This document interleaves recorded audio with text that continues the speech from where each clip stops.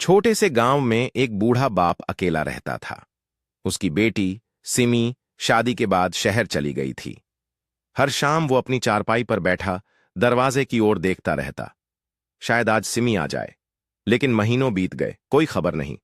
मोहल्ले वाले ताना मारते, अब तो बूढ़ा बेकार हो गया है, कौन पूछेगा इसे। बूढ़े के दिल में उम्मीदें थीं, पर हर गुजरते दिन के साथ वो उम्मीदें चुराई जाती रहीं। रात की ठंडक में वो अक्सर सिमी की यादों में खो जाता था। सभी दोस्त और पड़ोसी उसकी सलामती का हाल पूछते जब वो अकेला रहता, लेकिन बूढ़ा अपने दर्द को छिपाने की कोशिश करता। उसकी आंखों में एक छोटी सी आशा थी कि शायद एक दिन सिमी वापस आएगी। एक रात, जब चांद पूरी रात आसमान में चमक रहा था, उसने अपने दिल की गहराइयों से एक दुआ मांगी। हे भगवान, मेरी सिमी को वापस लाओ, उसने मन ही मन कहा। उसकी आंखें फिर से चमकने लगीं, हालांकि उसने जान लिया था कि वक्त का पहिया कितनी तेजी से बदलता है।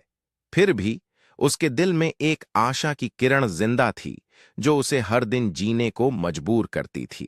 छोटे शहर की दौड़ती भागती जिंदगी में मैं इतनी उलझ गई कि खुद को भी खो बैठी। बूढ़े ने कांपते हाथों से चिट्ठी ली। आंखों में उम्मीद की हल्की सी चमक आई। आपसे दूर रहना आसान नहीं था, लेकिन हालात कभी कभी इंसान से उसकी सबसे प्यारी चीजें भी छीन लेते हैं। एक दिन दोपहर के वक्त, जैसे ही बूढ़ा आदमी अपने घर के बाहर बैठा सूरज को देख रहा था, डाकिया आया। बूढ़े ने उस तस्वीर को देखा और एक लंबी सांस ली, जैसे इंतजार कुछ कहे बिना पूरा हो गया हो।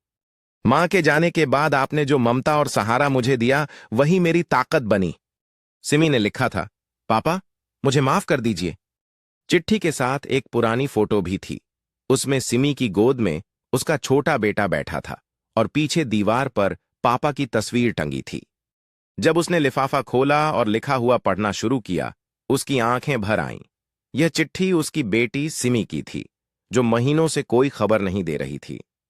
मगर हर रात जब मैं थककर आंखें बंद करती हूं, आपकी यादें मेरी रूह को झकझोर देती हैं। उसके हाथ में एक चिट्ठी थी, छोटे उसके किनारे मुड़े हुए थे। शायद पापा ने कई बार पढ़ी थी। बरसों बाद सिमी अपने बेटे के साथ लौट आई थी।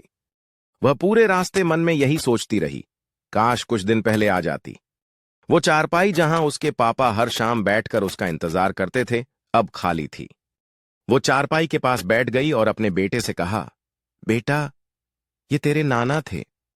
पास ही सिरहा ने एक चिट्ठी रखी थी, वही चिट्ठी जो उसने कुछ दिन पहले भेजी थी। मोहल्ले में सन्नाटा था, लेकिन एक दिल आज बहुत जोर से टूटा था। काश पापा को एक बार गले लगा पाती। घर के सामने पहुंची तो दरवाजा खुला था, लेकिन अंदर सिर्फ सन्नाटा पसरा था। सिमी ने चुपचाप वो चिट्ठी उठाई। पढ़ते पढ़ते उसकी आंखों से आंसू टपकने लगे। चिट्ठी के पास एक पुरानी तस्वीर भी रखी थी, सिमी की, उसके बेटे के साथ।